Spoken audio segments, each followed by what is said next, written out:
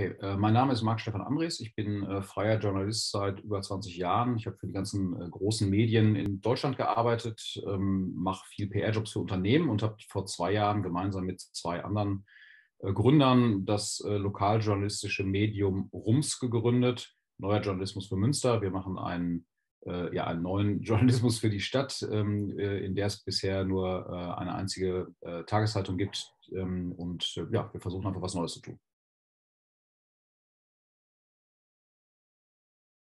Ja, also erstmal, um vielleicht mal einmal zu erklären, wie wir das machen bisher. Wir schicken zweimal in der Woche einen Newsletter raus an unsere bezahlenden Leserinnen. Das sind ungefähr 2000 mittlerweile. Die bekommen also zweimal die Woche diesen Newsletter und bekommen einmal in der Woche eine Kolumne an einem Sonntag von einem Menschen, der einen großen Bezug zu Münster hat, meistens ehemalige Politikerin, damit wir die Bandbreite der Parteien abbilden. Ich zeige jetzt mal einen der Newsletter, in dem wir das machen, oder wie wir das machen. Eine Sekunde mal eben. Also hier haben wir zum Beispiel einen Newsletter von der Kollegin Johanne Burkhardt. Die hat was geschrieben über das Thema Vögel, und zwar die Vögel in der Stadt, die an bestimmten Orten einfach nicht mehr brüten können. Und was sie tut in ihrem Newsletter ist, sie schreibt einen sehr langen Text, wie man hier sieht. Ich scrolle da mal ganz langsam durch. Wo es wirklich darum geht, das Thema nicht nur, wie man es im Lokaljournalismus vielleicht kennt, mit der Nachricht zu vermitteln, sondern in der Tiefe zu vermitteln. Wir versuchen also mit vielen Links, das sieht man hier, diese schwarz oder dunkel gefärbten, unterstrichenen Texte sind dann natürlich alles Links, und die verlinken auf tiefere Informationen. Wir zeigen also damit, und das ist das, was wir unseren Leserinnen auch zeigen wollen, dass wo wir unsere Informationen her haben, wie wir recherchieren, und wir versuchen das auch nachzuvollziehbar machen für die Mitmenschen. Und da findet so das erste Engagement statt, weil die Leserinnen tatsächlich diese Links auch klicken. Also wenn hier geht zum Beispiel, ich weiß jetzt nicht ganz genau, worum es geht, aber hier geht es, glaube ich, darum, dass Neubau von Wohnungen stattfindet. Und die Leute, wenn die jetzt wissen wollen, was steckt denn eigentlich dahinter, was soll denn da gebaut werden, dann klicken die da drauf, und wir sehen das in unseren Auswertungen, dass also manchmal sind es vielleicht 10, die auf einen Link klicken, manchmal sind es aber auch 100. Das heißt, wir erzeugen einen viel größeren, wie soll man sagen, Zusammenhalt zwischen Redaktion und Leserin. Wenn man jetzt diesen Beitrag so weitergeht, dann ist was man hier sieht, das ist so der zweite Knackpunkt unseres Newsletters. Der erste Beitrag, also der Haupttext, ist sehr, sehr lang. Das sind hierbei, glaube ich, 15.000 Zeichen, würde ich mal vermuten. Das ist ja im Lokaljournalismus komplett unüblich. Normalerweise hat man im Lokaljournalismus meinetwegen auf einer ganzen Seite einen Beitrag. Das ist aber schon sehr ungewöhnlich, und also wir doppeln und verdreifachen das ständig, weil wir eben versuchen, und das ist der Unterschied zur klassischen Tageszeitung, ein Thema in die Tiefe zu recherchieren, mit allen möglichen Leuten zu sprechen, alle möglichen Quellen einzubeziehen. Und jetzt kommt wieder ein neues Kriterium, was RUMS aus unserer Sicht einzigartig macht.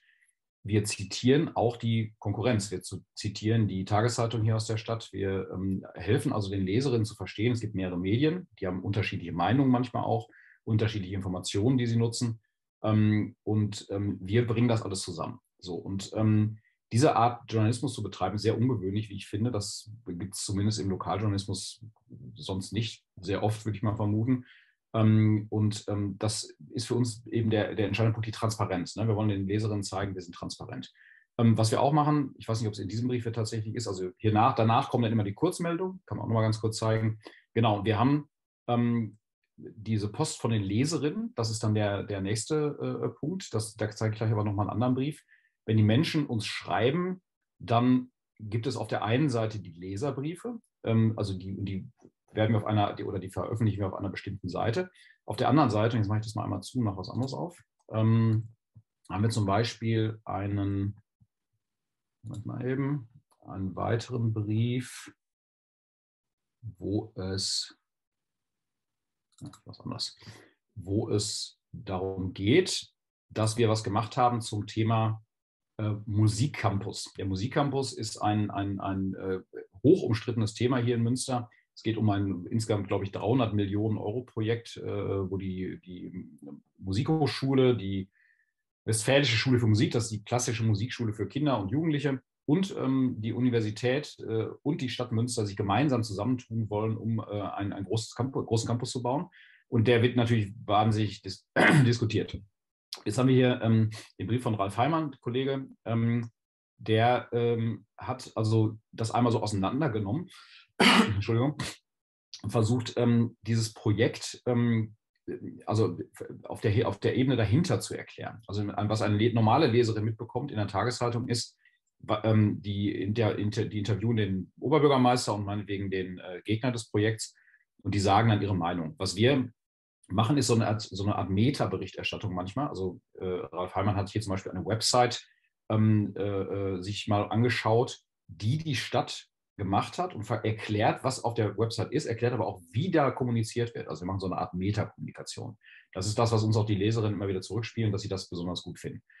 So, und wenn wir auf dieses Thema dann gehen, haben wir dann immer diese Rubrik, dass man diesen Brief hier kommentieren könnte. Und wenn man da dann drauf geht, dann sehen wir, dass zum Beispiel bei diesem Thema, man darf nicht vergessen nochmal, wir haben 2000 Leserinnen nur, sind ein kleines Medium, 7 Kommentare sind. Und die Kommentare sind nicht einfach nur, oh, finden wir jetzt gut oder blöd, sondern es sind einfach wirklich lange Texte zum Teil. Also Leute, die uns lange Briefe schreiben und uns auf der einen Seite loben, auf der anderen Seite aber uns Informationen geben. Und also, wenn man da mal jetzt genau reinlesen würde, würde man entdecken, die Informationen gehen teilweise sehr tief. Und wir nehmen diese Informationen wieder auf und schreiben daraus den nächsten Brief.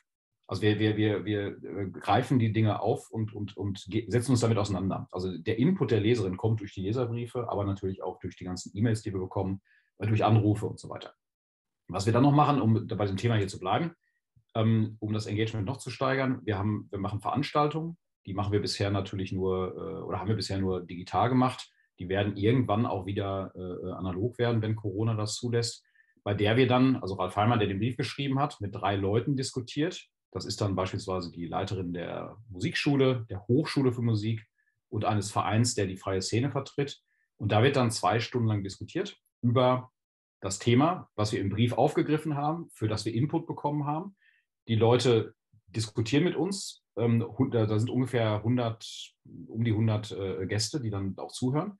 Und dann, was dabei rumgekommen ist, das wird nochmal wieder im Brief danach nochmal aufgegriffen. So nach dem Motto, wir haben in unserer Diskussion folgende Punkte gehabt, die besonders kritisch waren. Da versuchen wir jetzt in den nächsten Wochen nochmal was zu machen. Also es ist also wie so ein sich immer selbst befruchtender Prozess, wo immer wieder neue Dinge passieren. Und das ist, glaube ich, der große Unterschied zu einer klassischen Tageszeitung, die einen Bericht machen. Das ist dann abgeschlossen für die in dem Moment. Und dann kommt vielleicht ein Leserbrief, der erscheint dann 6 Tage später, wird aber noch gekürzt und wird in den meisten Fällen, also oder viele Leserbriefe erscheinen ja gar nicht erst. Und danach werden wir dann, ist das Thema erstmal vorbei, bis die nächste politische Entscheidung ansteht. Was wir auch noch machen, das ist auch das Letzte, wir greifen diese Themen, die wir dort haben, bei Social Media auf. Das heißt, wir teasern unsere Veranstaltungen, unsere Briefe und so weiter an und haben da natürlich auch wieder Kommentare. Wir haben da Interaktionen, wir haben eine extrem hohe Interaktionsquote. Also das ist teilweise sind das 15% oder 20%. So wie ich das weiß, zumindest ist es bei anderen Medien sind es eher, also das wird dann halt, keine Ahnung, 100.000 Leuten angezeigt und 30 Likes gibt es dann. Bei uns sind es immer, keine Ahnung, wir haben manchmal 10.000 Leute durch bezahlte Reichweite, denen es gezeigt wird, haben aber 2.500 Reaktionen darauf. Also wie oft wird das Ding geteilt, wie wird das geliked und, so, und vor allem wie viele Link-Klicks haben wir auf die Dinge, die wir dort anbieten. Genau, und das ist so im Großen und Ganzen wie wir das bisher momentan an einem Thema machen.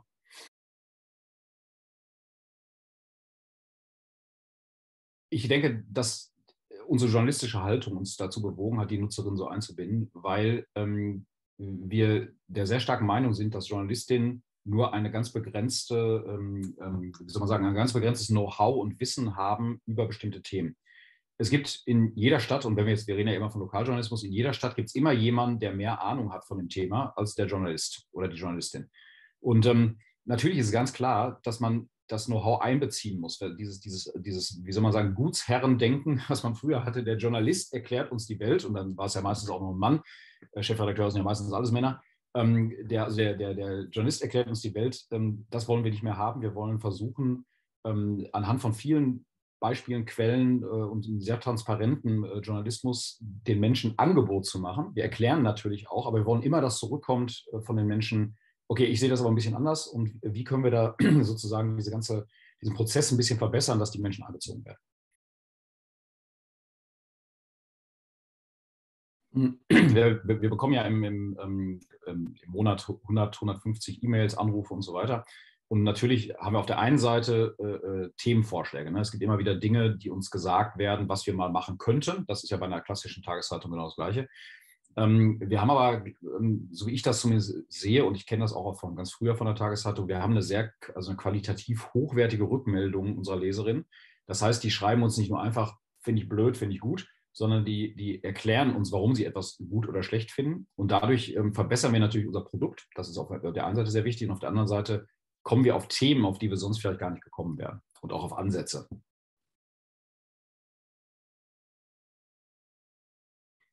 Ja, Auswirkungen auf das journalistische Produkt sehe ich jetzt gerade, also wüsste ich jetzt gerade nicht mehr. Ich sehe nur, dass wir eine sehr hohe Bindung der Menschen zu uns haben. Also wir haben, ich glaube, durch diese offene Kommunikation, die wir da pflegen und auch diese ständige Erreichbarkeit im Sinne von, die können mit uns reden, also die können auch zu uns kommen, wir treffen uns mit denen, haben wir eine ganz andere Form von Bindung, was auch zum Beispiel daran zu sehen ist, wenn man mal aufs Geschäft geht. Wir haben eine sehr geringe Kündigungsquote für ein digitales Produkt. Also die Leute, die uns am Anfang unterstützt haben, die am Anfang uns Abonnentinnen wurden in der Frühphase, sind fast alle noch da. Und selbst bei den Leuten, die jetzt neu dazukommen, haben wir eine relativ hohe Quote, die dabei bleiben, was sehr ungewöhnlich ist.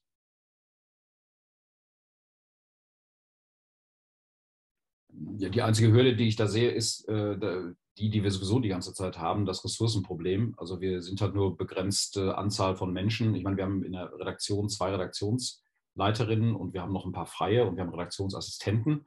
Und die müssen das ja alles wuppen und die müssen alle das irgendwie versuchen, für sich selbst, also in ihren Arbeitsalltag zu kriegen. Weil, wie wir es vorhin gesehen haben, die Briefe, die wir schreiben, sind sehr aufwendig. Da braucht man sehr viel Recherche. Es wird auch sehr, sehr viel an den Sätzen, an den Worten gefeilt, damit die Storys richtig funktionieren. Und wenn man dann zwischendurch immer noch mit den Menschen Kontakt haben muss, ist das aufwendig. Aber das ist, glaube ich, der einzige Nachteil, den ich da sehe. Dass, sobald man eine kritische Größe erreicht hat oder die überwunden hat, im Sinne von, dass man genug Leute hat, ist das eigentlich das Beste, was man machen kann.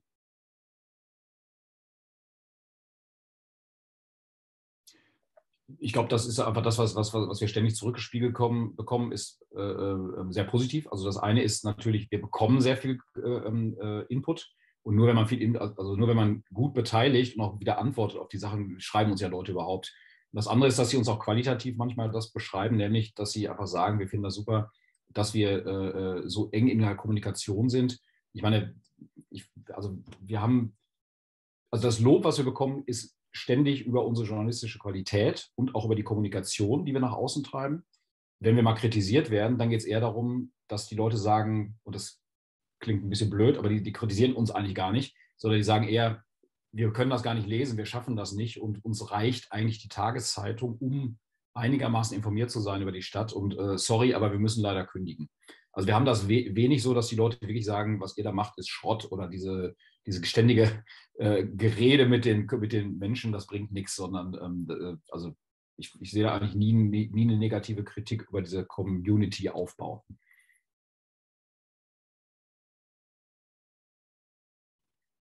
Ja, auf jeden Fall. Also wenn man es mal mit einem Negativbeispiel zeigen will, also eine klassische Tageszeitung, auch die aus Münster beispielsweise, die haben natürlich auch einen Facebook-Channel zum Beispiel. Und da posten die regelmäßig, keine Ahnung, 15 Mal am Tag ihre Beiträge und dann werden die kommentiert. Und die haben teilweise ganz schön viele Kommentare. Die haben aber auch 100.000 Leserinnen, also von der Auflage her. Deswegen im Verhältnis ist es dann doch wieder nicht so viel. Aber was die eben nicht machen, ist eine Moderieren dieser Beiträge, sondern da wird die liefern da irgendwas ab, dann kommen die Leserinnen und hauen da ordentlich drauf und oft sind es dann auch wirklich 60 negative Kommentare und man fragt sich dann immer, warum treten die nicht in Kontakt mit denen? Also zum Beispiel, warum machen die auch nicht so Veranstaltungen, wie wir sie gemacht haben, mit diese Zoom-Veranstaltung? Das ist ja total einfach. Da kann man ja 1.000 Leute einladen zur Not und kann denen zeigen, wer man ist. Und ich glaube, dass diese enge Kommunikation, diese enge Bindung mit den Menschen dazu führt, dass die Leute ein anderes Verhältnis dazu haben.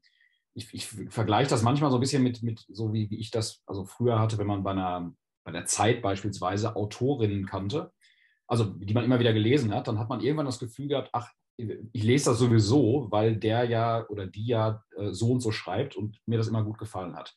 Und diesen direkten Kontakt zwischen den Journalistinnen und den Menschen, das ist, glaube ich, das, was lange verloren gegangen war, an vielen Teilen zumindest. Und viele Medien machen das jetzt ja mittlerweile, dass sie sich dann auch präsentieren als Menschen. Und ich glaube, das ist total wichtig.